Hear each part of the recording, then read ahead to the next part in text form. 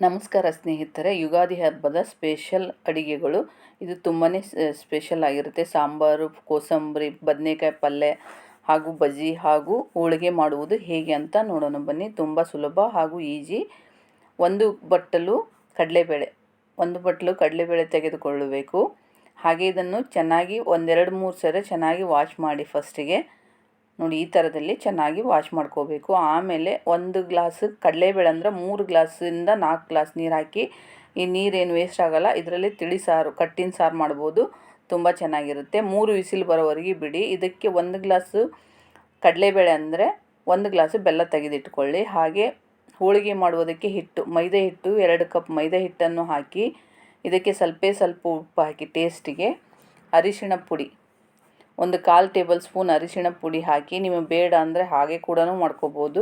ಇದು ಕಲರ್ಗೋಸ್ಕರ ಅಷ್ಟೇ ಹಾಕ್ತಾರೆ ನೋಡಿ. ಇದಕ್ಕೆ ಸ್ವಲ್ಪ ನೀರನ್ನು ಹಾಕುತ್ತಾ ಮಿಕ್ಸ್ ಮಾಡಿ. ಜಾಸ್ತಿ ನೀರು ಒಮ್ಮೆಲೆ ಹಾಕಬೇಡಿ, ಸ್ವಲ್ಪ ನೀರನ್ನು ಹಾಕಿ ಹೀಗೆ ಮಿಕ್ಸ್ ಮಾಡ್ತಾ ಇರಬೇಕು. ಸ್ಮೂತಾಗಿರ್ಬೇಕು, ಚಪಾತಿ ಹಿಟ್ಟಿನಕ್ಕಿಂತ ಸ್ಮೂತಾಗಿರಬೇಕು ಹಿಟ್ಟು, ಅಂದರೆ ಹೋಳಿಗೆ ಚೆನ್ನಾಗಿ ಬರುತ್ತೆ ನೋಡಿ. ಈ ಥರದಲ್ಲಿ ಚೆನ್ನಾಗಿ ಮಿಕ್ಸ್ ಮಾಡಬೇಕು. ಇದಕ್ಕೆ 1 ಟೇಬಲ್ ಸ್ಪೂನ್ ಎಣ್ಣೆಯನ್ನು ಹಾಕಿ ಇನ್ನೂ ಕೂಡ ಚೆನ್ನಾಗಿ ಮಿಕ್ಸ್ ಮಾಡಿ. ಎಷ್ಟು ನೀವು ಹದವಾಗಿ ಮಿಕ್ಸ್ ನಾದ್ಕೊಳ್ತೀರೋ ಅಷ್ಟು ಚೆನ್ನಾಗಿ ಹೋಳಿಗೆ ಬರುತ್ತೆ ನೋಡಿ. ಈ ಥರದಲ್ಲಿ 1-2 ನಿಮಿಷ ಚೆನ್ನಾಗಿ ನಾದಿಟ್ಟುಕೊಳ್ಳಬೇಕು ನೋಡಿ. ಹೀಗೆ ನಾದಿ ಪರೋಟ ಮಾಡೋದಕ್ಕೆ ಹೇಗೆ ಸ್ಮೂತಾಗಿರುತ್ತೆ ಅದೇ ಥರ ಹೋಳಿಗೆ ಮಾಡೋದಕ್ಕೆ ಸ್ಮೂತಾಗಿ ಇರಬೇಕು.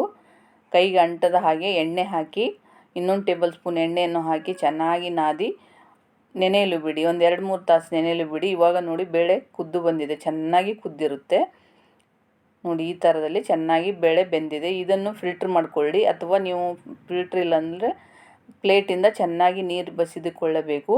ನೀರಿನ ಅಂಶ ಇರಬಾರ್ದು ಬೆಳೆಯಲ್ಲಿ. ಹಾಗೆ ನೀರನ್ನು ಬಸಿದಿಟ್ಟುಕೊಳ್ಳಬೇಕು ಫ್ರೆಂಡ್ಸ್. ಈ ನೀರು ವೇಸ್ಟ್ ಮಾಡಬೇಡಿ, ಈ ಕಟ್ಟಿನ ಸಾರು ಮಾಡೋದಕ್ಕೆ ಯೂಸ್ ಆಗುತ್ತೆ. ಇವಾಗ ಇದಕ್ಕೆ 1 ಕಪ್ಪು ಬೆಲ್ಲ, 1 ಕಪ್ಪು ಬೇಳೆ ಅಂದರೆ 1 ಕಪ್ಪು ಬೆಲ್ಲ, ಈಕ್ವಲ್ ಕ್ವಾಂಟಿಟಿ. ನಿಮಗೆ ಸ್ವೀಟ್ ಕಮ್ಮಿ ಅಂದರೆ ಕಮ್ಮಿ ಹಾಕ್ಕೊಳ್ಳಿ, ಇನ್ನೂ ಬೇಕಂದರೆ ಇನ್ನೊಂದು 2-3 ಟೇಬಲ್ ಸ್ಪೂನಿನಷ್ಟು ಹಾಕೋರಿ. ಯಾಲಕ್ಕಿ ಹಾಗೂ ಒಣ ಶುಂಠಿ ಪೌಡ್ರ್ ಅರ್ಧ ಟೇಬಲ್ ಸ್ಪೂನ್, ಬೆಲ್ಲವನ್ನು ಹಾಕಿ ಇದನ್ನು ಸಣ್ಣ ಉರಿಲಿ 2-3 ನಿಮಿಷ ಬೇಯಿಸ್ಕೊಳ್ಳಿ. ಸ್ವಲ್ಪ ನೀರು ಬೆಲ್ಲ ನೀರು ಬಿಡಬೇಕು, ಅಂದರೆ ರುಬ್ಬೋದಕ್ಕೆ ಚೆನ್ನಾಗಿ ಬರುತ್ತೆ. ಆದರೆ ಬಿಸಿ ಇದ್ದಾಗ ಹಾಕಕ್ಕೆ ಹೋಗ್ಬೇಡ್ರಿ ಮಿಕ್ಸಿಗೆ. ಆರಿದ ಮೇಲೆ ಮಿಕ್ಸಿ ಜಾರಿಗೆ ಹಾಕಿ ನುಣ್ಣಗೆ ರುಬ್ಕೊಳ್ಳಿ, ಅಥವಾ ನಿಮ್ಮ ಕಡೆ ಗ್ರೈಂಡರ್ ಇದ್ದರೆ ಗ್ರೈಂಡರಲ್ಲಿ ಕೂಡ ರುಬ್ಕೋಬೋದು. ಈ ಹೂರಣ ನೈಸಾಗಿ ಇರಬೇಕು ಫ್ರೆಂಡ್ಸ್, ತುಂಬಾ ನೈಸಾಗಿ ರುಬ್ಕೊಳ್ಳಿ, ಅಂದರೆ ಹೋಳಿಗೆ ಚೆನ್ನಾಗಿ ಬರುತ್ತೆ.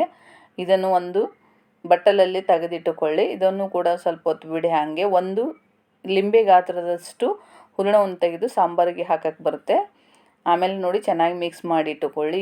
ಈಗ ಮೈದಾ ಹಿಟ್ಟು ಕೂಡ ಚೆನ್ನಾಗಿ ನೆಂದಿದೆ ಫ್ರೆಂಡ್ಸ್. 1 ಲಿಂಬೆ ಗಾತ್ರದಷ್ಟು ಹಿಟ್ಟನ್ನು ತೆಗೆದುಕೊಂಡು ಕೈಯಿಂದಲೇ ಫ್ರೆಶ್ ಮಾಡಿ, ಅಥವಾ ನಿಮ್ಗೆ ಬರಲಿಲ್ಲ ಅಂದರೆ ಈ ತಟ್ಟೆ ಮೇಲೆ ಇಟ್ಟು ಫ್ರೆಶ್ ಮಾಡಿ. ಇದು ಹೋಳಿಗೆ ತಟ್ಟೆನೇ, ಹೋಳಿಗೆ ಮಾಡುವುದಕ್ಕಂತಲೇ ಇದಿರುತ್ತೆ ಪ್ಲೇಟು. ಇದು ತುಂಬಾ ಚೆನ್ನಾಗಿರುತ್ತೆ. ಇಂಥ ಪ್ಲೇಟಲ್ಲಿ ಇಟ್ಕೊಂಡು ಮಾಡಿದರೆ ನಿಮ್ಮ ಪೇಪರ್ ಏನು ಬೇಕಾಗಲ್ಲ ಈ ಪ್ಲೇಟ್ ಇದ್ದರೆ. ಹೀಗೆ ರೌಂಡಾಗಿ ಮಾಡಿ ಹಿಟ್ಟು ಎಕ್ಸ್ಟ್ರಾ ಹಿಟ್ಟನ್ನು ತೆಗೆಯಬೇಕು, ಅಂದ್ರೇ ಹೋಳಿಗೆ ಚೆನ್ನಾಗಿ ಬರುತ್ತೆ. ಇಲ್ಲಾಂದರೆ ವೈಟಾಗಿ ಆ ಕಡೆ ಈ ಕಡೆ ಮೈದಾ ಉಳಿಯುತ್ತೆ, ನೈಸಾಗಿ ಬರಲ್ಲ. ಅದಕ್ಕೋಸ್ಕರ ಹಿಟ್ಟು ತೆಗೆದು ನೈಸಾಗಿ ಫಸ್ಟ್ ಕೈಯಿಂದ ತಟ್ಟಿಕೊಳ್ಳಿ. ನಿಮಗೆ ಹಾಗೇ ತಟ್ಟಬೇಕಂದ್ರೆ ಕೈಯಿಂದನೇ ತಟ್ಟಿ ರೌಂಡ್ ಆಕಾರ ಮಾಡ್ಕೊಳ್ಳಿ, ಅಥವಾ ಚಪಾತಿ ಕಟ್ಟಿಗೆಯಿಂದ ಕೂಡ ಲತ್ಗುಣಿಯಿಂದ ಕೂಡ ಲಟ್ಟಿಸ್ಬೋದು ಫ್ರೆಂಡ್ಸ್. ಹಂಚು ಚೆನ್ನಾಗಿ ಕಾದಿರಬೇಕು. ಇವಾಗ ನೋಡಿ, ಈ ಥರ ಪ್ಲೇಟ್ ಇದ್ದರೆ ತುಂಬ ಈಸಿಯಾಗಿ ನೀವು ಹೋಳಿಗೆ ಆಯ್ತು ಅಥವಾ ಪರೋಟ ಆಯ್ತು ಎಲ್ಲದಕ್ಕೂ ಚೆನ್ನಾಗಿರುತ್ತೆ ಈ ಪ್ಲೇಟ್ ನೋಡಿ. ಈ ಥರದಲ್ಲಿ ಸಣ್ಣ ಉರಿಯಲ್ಲೇ ಬೇಯಿಸಿಕೊಳ್ಳಿ, ಜಾಸ್ತಿ ಹೊತ್ಸಕ್ಕೆ ಹೋಗಬೇಡಿ, ಹೊತ್ಸಿದ್ರೆ ಚೆನ್ನಾಗಿ ಟೇಸ್ಟ್ ಬರಲ್ಲ ನೋಡಿ. ಈ ಥರದಲ್ಲಿ ಫಸ್ಟಿಗೆ ಸ್ವಲ್ಪ ಬೇಯ್ದ ಮೇಲೆ ಹೊಳಿಸಿ ಹಾಕಿ ಮತ್ತೆ ಇನ್ನೊಂದು ಸರಿ ಹೊಳಿಸಿ ಬೇಯಿಸ್ಕೋಬೋದು. ಆದರೆ ಈ ಥರದಲ್ಲಿ ಬೇಗನೆ ಹೊಳಿಸಿ ಹಾಕಿದರೆ ಸ್ಮೂತಾಗಿ ಹೋಳಿಗೆ ತುಂಬಾ ಸಾಫ್ಟಾಗಿ ಬರುತ್ತೆ ಫ್ರೆಂಡ್ಸ್. ಇವಾಗ ಒಬ್ಬಟ್ಟು ಹೋಳಿಗೆ, ತುಂಬ ಟೇಸ್ಟಿಯಾದ ಹೋಳಿಗೆ, ಯುಗಾದಿ ಹಬ್ಬದ ಸ್ಪೆಷಲ್ ಹೋಳಿಗೆ ರೆಡಿ ಫ್ರೆಂಡ್ಸ್. ಇದು ನಿಮಗೆ ತುಂಬ ಈಸಿ ಹಾಗೂ ಟೇಸ್ಟಿಯಾದ ಹೋಳಿಗೆ. ನಿಮಗೆ ಬೇಕಂದರೆ ಈ ಥರದಲ್ಲಿ ಹೀಗೆ ಹೋಳಿಗೆ ಮಾಡ್ಕೊಳ್ಳಿ. ಇದರಲ್ಲಿ ಬೆಲ್ಲ ಹಾಕಿರೋದ್ರಿಂದ ಐರನ್ ಕಂಟೆಂಟು ಜಾಸ್ತಿ ಇರುತ್ತೆ ಫ್ರೆಂಡ್ಸ್. ಇವಾಗ ಹೋಳಿಗೆಗೆ ಸೈಡ್ ಡಿಶ್ ಆಗಿ ಕೋಸಂಬರಿ ಮಾಡುವುದು ಹೇಗೆ ಅಂತ ನೋಡೋಣ ಬನ್ನಿ. ಹೆಸರುಬೇಳೆ ಹಾಕ್ಕೊಳ್ಳಿ. ಹೆಸರುಬೇಳೆ ಹಾಕ್ಕೊಂಡ್ರೆ ಕೂಲಾಗಿರುತ್ತೆ, ಚೆನ್ನಾಗಿರುತ್ತೆ. ಇದನ್ನು 1/4 ಕಪ್ಪಿನಷ್ಟು, ಅಥವಾ ನಿಮ್ಗೆ ಎಷ್ಟು ಬೇಕೋ ಅಷ್ಟು ನೆನೆಯಲು ಬಿಡಿ. ಹಾಗೆ 1 ಈರುಳ್ಳಿಯನ್ನು ಕಟ್ ಮಾಡಿ ಹಾಕಿ ಸಣ್ಣದಾಗಿ, ಅದರ ಜೊತೆನೇ ಚೆನ್ನಾಗಿ ನೆನೆಯುತ್ತೆ, ಹಾಗೂ ಹಸಿ ವಾಸನೆ, ಈರುಳ್ಳಿ ವಾಸನೆ ಕೂಡ ಹೋಗುತ್ತೆ. ಇದು ಚೆನ್ನಾಗಿ 1.5 ಗಂಟೆ ನೆಂದ ಮೇಲೆ ಇದನ್ನು ಫಿಲ್ಟ್ರ್ ಮಾಡ್ಕೊಳ್ಳಿ. ನೀರೆಲ್ಲ ಬಸಿಬೇಕು, ಅಂದರೆ ಉಪ್ಪು ಹಾಕಿದಾಗ ಉಪ್ಪಿನ ಅಂಶ ನೀರಾಗಲ್ಲ, ಚೆನ್ನಾಗಿರುತ್ತೆ. ಈ ಥರದಲ್ಲಿ ಬಸಿದಿಟ್ಟುಕೊಳ್ಳು. ಒಗ್ಗರಣೆಗೆ 1 ಟೇಬಲ್ ಸ್ಪೂನ್ ಎಣ್ಣೆಯನ್ನು ಹಾಕಿ, ಸ್ವಲ್ಪ ಸಾಸಿವೆಯನ್ನು ಹಾಕಿ, 1 ಹಸಿಮೆಣಸಿಕಾಯನ್ನು ಕೂಡ ಹಾಕಿ, ಸ್ವಲ್ಪ ಉಪ್ಪು ಹಾಕಿ, ಕರಿಬೇವನ್ನು ಹಾಕಿ, ಉಪ್ಪನ್ನು ಹಾಕಿ ಸಾಕು ಅಷ್ಟೇ. ಚಟ್ಪಟ ಅಂದ ಮೇಲೆ ಉಪ್ಪನ್ನು ಹಾಕಿ ಕರಿಬೇವು ಕೊತ್ತಂಬರಿ ಹಾಕಿದರೆ ಸಾಕು. ಇದಕ್ಕೆ ಇಂಗು ಹಾಕಿ ಸ್ವಲ್ಪ 1/4 ಟೇಬಲ್ ಸ್ಪೂನಿನಷ್ಟು ಇಂಗನ್ನು ಹಾಕಿ ಚೆನ್ನಾಗಿ ಮಿಕ್ಸ್ ಮಾಡಿ, ಇದಕ್ಕೆ ಬೇಳೆ, ನಾವು ಹೆಸರು ಬೇಳೆ ಹಾಗೂ ಈರುಳ್ಳಿ ನೆನೆಸಿಟ್ಟಿರ್ತೀವಲ್ಲ ಅದನ್ನು ಇದಕ್ಕೆ ಹಾಕಬೇಕು. ಹಾಕಿದನ್ನು ಹಾಗೆ ಮಿಕ್ಸ್ ಮಾಡಿ, ಹೋಳಿಗೆಗೆ ಸೂಪರ್ ಕಾಂಬಿನೇಷನ್ ಫ್ರೆಂಡ್ಸ್ ಇದು ಕೋಸಂಬರಿ. ಇದಕ್ಕೆ ಬೇಕಂದರೆ ನೀವು ಕುಕ್ಕುಂಬರ್ ಕೂಡ ಹಾಕ್ಕೋಬೋದು, ಕ್ಯಾರೆಟ್ ಕೂಡ ಹಾಕ್ಕೋಬೋದು, ನಿಮ್ಮ ಇಷ್ಟ. ಇವಾಗ ಬದನೆಕಾಯಿ ಸೈಡ್ ಡಿಶ್ ಆಗಿ ಬದನೆಕಾಯಿ ಕೂಡ ಮಾಡೋದು ಹೇಗೆ ಅಂತ ನೋಡೋಣ ಬನ್ನಿ. 1/4 ಕಿಲೋ ಬದನೆಕಾಯಿ ಅಂದರೆ ಈರುಳ್ಳಿ 2, ಟೊಮೆಟೊ 2, ಹಾಗೆ ಕಡಾಯಿಯನ್ನಿಟ್ಟು 2 ಟೇಬಲ್ ಸ್ಪೂನ್ ಎಣ್ಣೆಯನ್ನು ಹಾಕಿ, ಸ್ವಲ್ಪ ಸಾಸಿವೆಯನ್ನು ಹಾಕಿ, ಸ್ವಲ್ಪ ಜೀರಿಗೆಯನ್ನು ಕೂಡ ಹಾಕಿ, ಕರಿಬೇವನ್ನು ಕೂಡ ಹಾಕಿ, ಇದು ಚಟ್ಪಟ ಅಂದ ಮೇಲೆ ಈರುಳ್ಳಿ ಕಟ್ ಮಾಡಿಟ್ಟ ಈರುಳ್ಳಿ ಕೂಡ ಹಾಕಬೇಕು. ಇದು ಹಾಕಿ ಗೋಲ್ಡನ್ ಬ್ರೌನ್ ಬರಬೇಕು. ಇದು ಚೆನ್ನಾಗಿ ಗೋಲ್ಡನ್ ಬ್ರೌನ್ ಬರುವವರೆಗೆ ಫ್ರೈ ಮಾಡಿ. ಇದಕ್ಕೆ 1/4 ಟೇಬಲ್ ಸ್ಪೂನಿನಷ್ಟು ಇಂಗನ್ನು ಹಾಕಿ. ಫ್ರೆಂಡ್ಸ್, ಹಬ್ಬದಲ್ಲಿ ಉತ್ತರ ಕರ್ನಾಟಕದಲ್ಲಿ ಹೋಳಿಗೆ ಮಾಡಿದರೆ ಈ ಥರದಲ್ಲಿ ಬದನೆಕಾಯಿ ಪಲ್ಯ ಮಾಡ್ತಾರೆ, ತುಂಬ ಚೆನ್ನಾಗಿರುತ್ತೆ. ಇದು ಚೆನ್ನಾಗಿ ಬೆಂದಿರುತ್ತೆ ಫ್ರೆಂಡ್ಸ್. ಇವಾಗ 2 ಟೊಮೆಟೊ ಸಣ್ಣದಾಗಿ ಕಟ್ ಮಾಡಿದ ಟೊಮೆಟೊವನ್ನು ಹಾಕಿ, ಇದು ಕೂಡ ನೈಸಾಗಿ ಫ್ರೈ ಆಗಬೇಕು. ಎಲ್ಲ ಬೆಂದ ಮೇಲೇ ಚೆನ್ನಾಗಿ ಸ್ವಲ್ಪ ನೀರು ಹಾಕಿ, ಬೇಯಲಿಲ್ಲ ಅಂದರೆ ನೀರು ಹಾಕಿ ಕುದಿಸಿ, ರುಚಿಗೆ ತಕ್ಕಷ್ಟು ಉಪ್ಪನ್ನು ಹಾಕಿ, ಇದನ್ನು ಹಾಗೆ ಇನ್ನೊಂದು ಸರಿ ಚೆನ್ನಾಗಿ ಫ್ರೈ ಆಗಲು ಬಿಡಿ. ಈ ಯುಗಾದಿ ಹಬ್ಬಕ್ಕೆ ಕೋಸಂಬರಿ ಹಾಗೂ ಬದನೆಕಾಯಿ ಪಲ್ಯ ನೀವು ಮಾಡ್ಕೊಂಡು ಟೇಸ್ಟ್ ನೋಡಿ ಹೇಗಿದೆ ಅಂತ ಕೂಡ ಕಮೆಂಟ್ ಮಾಡಿ. ಇದು ತುಂಬಾ ಟೇಸ್ಟಿಯಾಗಿರುತ್ತೆ ಸೈಡ್ ಡಿಶ್. ಇದು ನೋಡಿ ಚೆನ್ನಾಗಿ ಇವಾಗ ಬೆಂದು ಬಂದಿದೆ. ಇದಕ್ಕೆ 1/4 ಟೇಬಲ್ ಸ್ಪೂನ್ ಅರಿಶಿಣ ಪುಡಿಯನ್ನು ಕೂಡ ಹಾಕಿ, 1 ಟೇಬಲ್ ಸ್ಪೂನ್ ಖಾರದ ಪುಡಿಯನ್ನು ಹಾಕಿ, ಸ್ವಲ್ಪ 1/4 ಟೇಬಲ್ ಸ್ಪೂನ್ನಷ್ಟು ಧನಿಯಾ ಪುಡಿ ನಿಮಗೆ ಬೇಕನ್ನಿಸಿದರೆ ಹಾಕಿ, ಅಥವಾ ಸ್ಕಿಪ್ ಕೂಡ ಮಾಡ್ಬೋದು. ಹಳ್ಳಿ ಕಡೆಯಲ್ಲಿ ಇದು ಧನಿಯಾ ಪುಡಿ ಏನೂ ಹಾಕಲ್ಲ, ಇದೇ ಥರದಲ್ಲಿ ನಾರ್ಮಲಾಗಿ ಮಾಡ್ತಾರೆ. ಇವಾಗ ಬದನೆಕಾಯನ್ನು ಹಾಕಿ, ಕಟ್ ಮಾಡಿ ತೊಳೆದಿಟ್ಟು ನೀರಲ್ಲಿ ಹಾಕಿರುವ ಬದನೆಕಾಯನ್ನು ಹಾಕಿ, ಇದನ್ನು ಚೆನ್ನಾಗಿ ಹಾಗೆ ಮಿಕ್ಸ್ ಮಾಡಿ. ನೋಡಿ, ಈ ಥರದಲ್ಲಿ ಮಿಕ್ಸ್ ಮಾಡಬೇಕು. ಇದಕ್ಕೆ ಒಂದು ಅರ್ಧ ಕಪ್ ನೀರನ್ನು ಹಾಕಿ, ಜಾಸ್ತಿ ಹಾಕಕ್ಕೆ ಹೋಗಬೇಡಿ. ಸ್ವಲ್ಪ ಈ ಬದನೆಕಾಯಿ ಮೇಲೆ ಒಂದು ಲೇಯರ್ ಬರಬೇಕು ಅಷ್ಟೇ, ಇದ್ರೇ ತುಂಬಾ ಚೆನ್ನಾಗಿ ಬೇಯುತ್ತೆ. ಇವಾಗ ಕೊತ್ತಂಬರಿ ನಿಮ್ಗೆ ಎಷ್ಟು ಬೇಕೋ ಅಷ್ಟು ಕೊತ್ತಂಬರಿಯನ್ನು ತೊಳೆದು ಸಣ್ಣದಾಗಿ ಕಟ್ ಮಾಡಿ ಹಾಕಿಕೊಳ್ಳಿ. ಇದಕ್ಕೆ ಒಂದು ಕ್ಯಾಪನ್ನು ಮುಚ್ಚಿ 5 ರಿಂದ 6 ನಿಮಿಷ ಸಣ್ಣ ಉರಿಯಲ್ಲೇ ಬೇಯಿಸಿ, ಮತ್ತು ಫಸ್ಟ್ ಒಂದು ಸರಿ ಓಪನ್ ಮಾಡಿ ನೋಡಿ ಬೆಂದಿದೆ ಇಲ್ಲ ಅಂತ ನೋಡಿಕೊಂಡು, ಮತ್ತು ಬೇಕಂದರೆ ಸ್ವಲ್ಪ ನೀರು ಹಾಕಿ, ಜಾಸ್ತಿ ಹಾಕಬೇಡಿ. ನೀರು ಇಲ್ಲದೆ ಕೂಡ ಮಾಡ್ಕೋಬೋದು, ಚೆನ್ನಾಗಿರುತ್ತೆ. ಇವಾಗ ಸಾಂಬಾರು ಮಾಡೋದು ಹೇಗೆ ಅಂತ ನೋಡೋಣ ಬನ್ನಿ. ತಿಳಿ ಸಾರು, ಕಟ್ಟಿನ ಸಾರು ಮಾಡೋದು ಹೋಳಿಗೆಗೆ. ಇದು ಪೌಡ್ರ್ ತುಂಬ ಟೇಸ್ಟಿ ಹಾಗೂ ರುಚಿ ಕೊಡುತ್ತೆ ಫ್ರೆಂಡ್ಸ್. ಈ ಥರದಲ್ಲಿ ಪೌಡ್ರ್ ಮಾಡ್ಕೊಳ್ಳಿ. ಇಲ್ಲಿ ತೋರಿಸಿದ್ದೀನಲ್ಲ, ಇದರಲ್ಲಿರುವ ಎಲ್ಲ ಸಾಮಾನುಗಳು ಸಾಂಬಾರು ಪುಡಿ ಮಾಡೋದಕ್ಕೆ ಬೇಕಾಗುತ್ತೆ. ಇವಾಗ ಏನೇನು ಬೇಕಂತ ನೋಡೋಣ ಬನ್ನಿ. 1 ಟೇಬಲ್ ಸ್ಪೂನ್ ಎಣ್ಣೆಯನ್ನು ಹಾಕಿ, ಫಸ್ಟಿಗೆ 1 ಟೇಬಲ್ ಸ್ಪೂನ್ ಮೆಂತ್ಯಕಾಳನ್ನು ಹಾಕಿ, ಇದು ಆಮೇಲೆ ಇದಕ್ಕೆ 1 ಟೇಬಲ್ ಸ್ಪೂನ್ ಪೆಪ್ಪರ್ ಮೆಣಸಿನ ಕಾಳನ್ನು ಕೂಡ ಹಾಕಿ, 4 ಟೇಬಲ್ ಸ್ಪೂನ್ ಜೀರಿಗೆ ಹಾಕಿದ್ರೇ ಹೋಳಿಗೆ ಸಾಂಬಾರು ತುಂಬ ಚೆನ್ನಾಗಿರುತ್ತೆ. 1 ಟೇಬಲ್ ಸ್ಪೂನ್ ಸಾಸಿವೆಯನ್ನು ಹಾಕಿ, ಮಸ್ಟರ್ಡ್ ಸೀಡ್ಸ್, ಇದನ್ನು ಸ್ವಲ್ಪ ಫ್ರೈ ಮಾಡಿ. ಇದು ಸ್ವಲ್ಪ ಫ್ರೈ ಆದಮೇಲೆ 2 ಟೇಬಲ್ ಸ್ಪೂನಿನಷ್ಟು ಹೆಸರು ಕಾಳು ಇದ್ರೇ ತುಂಬ ರುಚಿ ಕೊಡುತ್ತೆ. ಇದನ್ನು ಸ್ವಲ್ಪ ಫ್ರೈ ಮಾಡ್ಕೊಳ್ಳಿ. ಸ್ವಲ್ಪ ಫ್ರೈ ಆದಮೇಲೆ ಇದಕ್ಕೆ ಒಂದು 5 ಯಾಲಕ್ಕಿಯನ್ನು ಹಾಕಿ, ಅಥವಾ ಯಾಲಕ್ಕಿ ಇಲ್ಲಾಂದರೆ ಯಾಲಕ್ಕಿ ಸಿಪ್ಪೆ ಕೂಡ ಹಾಕ್ಬೋದು. 1 ಇಂಚಿನಷ್ಟು ದಾಲ್ಚಿನ್ನಿ ಚಕ್ಕೆಯನ್ನು ಹಾಕಿ, 8 ಟೇಬಲ್ ಸ್ಪೂನಿನಷ್ಟು ಕೊರಿಯಾಂಡರ್ ಸೀಡ್ಸ್ ಧನಿಯಾ ಬೀಜಗಳನ್ನು ಹಾಕಿ, ಇದನ್ನು ಚೆನ್ನಾಗಿ ಫ್ರೈ ಮಾಡಬೇಕು. ಸಣ್ಣ ಉರಿಯಲ್ಲೇ ಬೇಯಿಸಿ. 1 ಬಟ್ಟಲು ಕರಿಬೇವನ್ನು ಹಾಕಿ, ಕರಿಬೇವು ಹಾಕಿದರೆ ಘಮ್ ಸಾಂಬಾರು ತುಂಬ ಟೇಸ್ಟಿಯಾಗಿರುತ್ತೆ. ಇದು ಚೆನ್ನಾಗಿ ಎಲ್ಲ ಫ್ರೈ ಆದಮೇಲೆ ಇದಕ್ಕೆ 15 ರಿಂದ 20 ಮೆಣಸಿನ್ಕಾಯಿ, 15 ಹಾಕ್ಕೊಳ್ಳಿ ಸಾಕಾಗುತ್ತೆ ಖಾರ. ಇದನ್ನು ಕೂಡ ಚೆನ್ನಾಗಿ ಹಾಗೆ ಒಂದು 2-3 ನಿಮಿಷ ಸಣ್ಣ ಉರಿಯಲ್ಲೇ ಫ್ರೈ ಮಾಡಿ. ನೋಡಿ, ಈ ಥರದಲ್ಲಿ ಫ್ರೈ ಮಾಡಬೇಕು. ಸಣ್ಣ ಉರಿಯಲ್ಲೇ ಫ್ರೈ ಮಾಡಿ, ಚೆನ್ನಾಗಿರುತ್ತೆ. ಈ ಸಾಂಬಾರು ಪುಡಿ ನಿಮ್ಮ ಎಲ್ಲ ತಿಳಿ ಸಾರಿಗೆ ಬರುತ್ತೆ, ಹೋಳಿಗೆ ಸಾರಿಗೆ ಬರುತ್ತೆ. ಈ ಥರದಲ್ಲಿ ಮಾಡಿಟ್ಕೊಂಡ್ರೆ ತುಂಬ ಟೇಸ್ಟಿಯಾಗಿರುತ್ತೆ ಫ್ರೆಂಡ್ಸ್. ಇದು ಆರಲು ಬಿಡಿ. ಆರುವಾಗ ಇದಕ್ಕೆ 1 ಟೇಬಲ್ ಸ್ಪೂನಿನಷ್ಟು ಇಂಗನ್ನು ಹಾಕಿ, ಹಿಂಗೆ ಹಾಕಿದ್ರೇ ಘಮ್ ಅಂತ ಸಾಂಬಾರು ಬರುತ್ತೆ. ಇದನ್ನು ಸ್ವಲ್ಪ ಮಿಕ್ಸ್ ಮಾಡಿ ಈ ಮಸಾಲ ಆರಲು ಬಿಡಿ, ಬಿಸಿ ಆರಲು ಬಿಡಬೇಕು.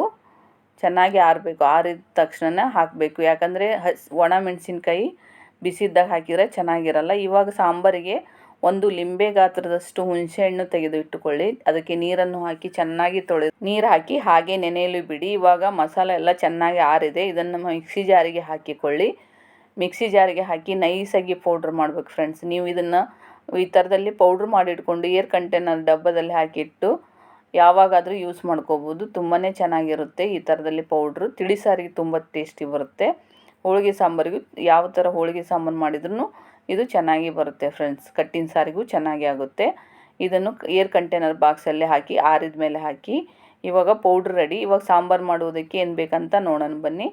3 ಟೇಬಲ್ ಸ್ಪೂನ್ ಎಣ್ಣೆ ಹಾಕಿ ಸ್ವಲ್ಪ ಸಾಸಿವೆ ಮತ್ತು ಜೀರಿಗೆಯನ್ನು ಹಾಕಿ ಇದು ಚಟ್ಪಟ್ ಅನ್ನಲು ಬೇಡಿ. ಇದು ಚಟ್ಪಟ್ ಅಂದ ಮೇಲೆ ಇದಕ್ಕೆ 2 ಒಣಮೆಣಸಿಕಾಯನ್ನು ಕೂಡ ಹಾಕಿ, ಒಣಮೆಣಸಿಕಾಯಿ ಹಾಕಿದರೆ ಚೆನ್ನಾಗಿರುತ್ತೆ. ಒಂದು 4-5 ಪೀಸು ಬೆಳ್ಳುಳ್ಳಿ ಜಜ್ಜಿ ಹಾಕಿ, ಹಾಗೆ ಕರಿಬೇವು ಒಗ್ಗರಣೆಗೆ ಇದನ್ನು ಹಾಕಿದರೆ ತುಂಬ ಚೆನ್ನಾಗಿರುತ್ತೆ. ಇದು ಚೆನ್ನಾಗಿ ಫ್ರೈ ಆಗಬೇಕು. ಇದು ಬೆಳ್ಳುಳ್ಳಿ ಗೋಲ್ಡನ್ ಬ್ರೌನ್ ಬರಬೇಕು. ಗೋಲ್ಡನ್ ಬ್ರೌನ್ ಬರುವ ತನಕ ಫ್ರೈ ಮಾಡಿ. ಬೆಳ್ಳುಳ್ಳಿ ಚೆನ್ನಾಗಿ ಗೋಲ್ಡನ್ ಬ್ರೌನ್ ಬಂದಿದೆ. ಇವಾಗ ಸ್ವಲ್ಪ ಹಿಂಗನ್ನು ಹಾಕಿ 1/4 ಟೇಬಲ್ ಸ್ಪೂನಿನಷ್ಟು ಹಿಂಗನ್ನು ಹಾಕಿ, ಹಿಂಗೆ ಹಾಕಿದರೆ ಟೇಸ್ಟ್ ಚೆನ್ನಾಗಿರುತ್ತೆ. ಅದರ ಕಡಲೆಬೇಳೆ ಎಲ್ಲ ಸ್ವಲ್ಪ ಗ್ಯಾಸ್ ಆಗುತ್ತಂತಲೇ ಹಿಂಗೆ ಹಾಕೋದು. ಇದಕ್ಕೆ ನಾವು ರುಬ್ಬಿಟ್ಟುಕೊಂಡು ಪೌಡ್ರ್ ಮಾಡಿಟ್ಟುಕೊಂಡ ಹೋಳಿಗೆ ಸಾಂಬಾರು ಮಸಾಲ ಇದಕ್ಕೆ ಒಂದು 3-4 ಟೇಬಲ್ ಸ್ಪೂನ್ ಹಾಕಿ ಇದನ್ನು ಮೊದಲು ಎಣ್ಣೆಯಲ್ಲೇ ಚೆನ್ನಾಗಿ ಮಿಕ್ಸ್ ಮಾಡಿ. ನಿಮಗೆ ಎಣ್ಣೆ ಜಾಸ್ತಿ ಬೇಕಂದರೆ ಎಣ್ಣೆ ಜಾಸ್ತಿ ಕೂಡ ಹಾಕ್ಕೋಬೋದು. ನಾವು ಹೋಳಿಗೆಗೆ ಕುದಿಸಿಟ್ಟು ನೀರು ತೆಗಿತಿರ್ತೀವಲ್ಲ, ಆ ನೀರನ್ನು ಇದಕ್ಕೆ ಹಾಕಬೇಕು. 1 ಲೀಟ್ರ್, ಅರ್ಧ ಲೀಟ್ರಿಂದ 1 ಲೀಟ್ರ್ ನೀರಾಗುತ್ತೆ. ನಿಮ್ಗೆ ಜಾಸ್ತಿ ನೀರಿಲ್ಲ, ನೀರು ಜಾಸ್ತಿ ಕೂಡ ಮಿಕ್ಸ್ ಮಾಡ್ಕೋಬೋದು. ಇದಕ್ಕೆ ಸ್ವಲ್ಪ ಅರಿಶಿಣ ಪುಡಿ ಹಾಕಿ, 1/4 ಟೇಬಲ್ ಸ್ಪೂನ್ ಅರಿಶಿಣ ಪುಡಿಯನ್ನು ಹಾಕಿ, ರುಚಿಗೆ ತಕ್ಕಷ್ಟು ಉಪ್ಪನ್ನು ಹಾಕಿ 1 ಟೇಬಲ್ ಸ್ಪೂನ್ ಉಪ್ಪನ್ನು ಹಾಕಿ 8ರಿಂದ 10 ಮಂದಿ ಊಟ ಮಾಡ್ಬೋದು ಫ್ರೆಂಡ್ಸ್. ಈ ಥರದಲ್ಲಿ ಮಾಡ್ಕೊಂಡು ಇಟ್ಕೊಂಡ್ರೆ. ಹಾಗೆ ಹೂರಣ, ರುಬ್ಬಿಟ್ಟದು ಹೋಳಿಗೆ ಹೂರಣವನ್ನು 1 ಲಿಂಬೆ ಗಾತ್ರದಷ್ಟು ಹಾಕಿ, ಸ್ವೀಟ್ ಜಾಸ್ತಿ ಬೇಕಂದರೆ ನಿಮಗೆ ಇನ್ನೊಂದು ಸ್ವಲ್ಪ ಹಾಕ್ಕೋಬೋದು, ಅಥವಾ ಹಾಗೆ ಕೂಡ ಮಾಡ್ಕೋಬೋದು ಸ್ವೀಟ್ ಬೇಡ ಅಂದರೆ. ನೋಡಿ, ಇದು ತುಂಬಾ ಇವಾಗ ಮಿಕ್ಸ್ ಮಾಡಿ ತಿಕ್ನೆಸ್ ಬರುತ್ತೆ. ತಿಕ್ನೆಸ್ ಆದರೆ ಚೆನ್ನಾಗಿರಲ್ಲ, ಸ್ವಲ್ಪ ನೀರಿನ ಅಂಶನೇ ಇರಬೇಕು. ನೀರು ಬೇಕಂದ್ರೂ ಹಾಕಿಕೊಳ್ಳಿ. ಕೊತ್ತಂಬರಿ ಸೊಪ್ಪು ಜಾಸ್ತಿ ಹಾಕಿ, ಕರಿಬೇವಿನ ಕಡ್ಡಿ ಕೂಡ ಹಾಕಿ ತುಂಬಾ ಚೆನ್ನಾಗಿರುತ್ತೆ. ಕರಿಬೇವಿನ ಜೊತೆ ಕಡ್ಡಿನೂ ಹಾಕಿ ಹೋಳಿಗೆ ಸಾರಿಗೆ ತುಂಬ ರುಚಿ ಕೊಡುತ್ತೆ ಫ್ರೆಂಡ್ಸ್. ಈ ಹೋಳಿಗೆ ಸಾರಿಗೆ ಚಕ್ಕೆ, ದಾಲ್ಚಿನ್ನಿ, ಯಾಲಕ್ಕಿ, ಜೀರಿಗೆ ಯಾವುದು ಇದ್ರನ್ನ ತುಂಬಾ ಘಮ್ ಅಂತ ಬರುತ್ತೆ. ಇದು ಒಂದು 5 ನಿಮಿಷ ಚೆನ್ನಾಗಿ ಕುದಿಯಲು ಬಿಡಿ. ಒಂದು 5 ನಿಮಿಷ ಕುದಿಬೇಕು. ಇದಕ್ಕೆ ತುರಿದಿಟ್ಟುಕೊಂಡ ಅಥವಾ ಮಿಕ್ಸಿ ಜಾರಿಗೆ ಹಾಕಿ ಪೇಸ್ಟ್ ಮಾಡಿಟ್ಟುಕೊಂಡ ಕೊಕೊನಟ್ಟನ್ನು ಹಾಕಿ, ಈ ಕೊಕೊನಟ್ ಹಾಕಿದರೆ ಚೆನ್ನಾಗಿರುತ್ತೆ, ಟೇಸ್ಟ್ ಕೂಡ ಬರುತ್ತೆ. ಈ ಒಂದೇ ವಿಡಿಯೋದಲ್ಲಿ ಹೋಳಿಗೆ, ಪಲ್ಯ, ಕೋಸಂಬರಿ, ಸಾಂಬಾರು, ಬಜ್ಜಿ ತುಂಬ ಕಾಂಬಿನೇಷನ್ ಆಗಿ ಮಾಡ್ಕೊಳ್ಳಿ ಫ್ರೆಂಡ್ಸ್. ಹಬ್ಬಕ್ಕೆ ಈಸಿಯಾಗಿ ತೋರಿಸ್ಕೊಡ್ತಾ ಇದ್ದೀನಿ. ಇವಾಗ ನೋಡಿ, ಸಾಂಬಾರು ಚೆನ್ನಾಗಿ ಕುದೀತಾ ಇದೆ. ಘಮ್ ಅಂತ ಸ್ಮೆಲ್ಲು ಕೂಡ ಬರುತ್ತೆ. ಈ ಥರದಲ್ಲಿ ಸಾಂಬಾರು ಕೂಡ ಮಾಡಿಟ್ಕೊಳ್ಳಿ. ಇವಾಗ ಬಜ್ಜಿ ಮಾಡುವುದಕ್ಕೆ ಈರುಳ್ಳಿ, ಒಂದು 3 ಈರುಳ್ಳಿ ಉದ್ದುದ್ದಾಗಿ ಕಟ್ ಮಾಡಿ ಇಟ್ಟುಕೊಳ್ಳಿ.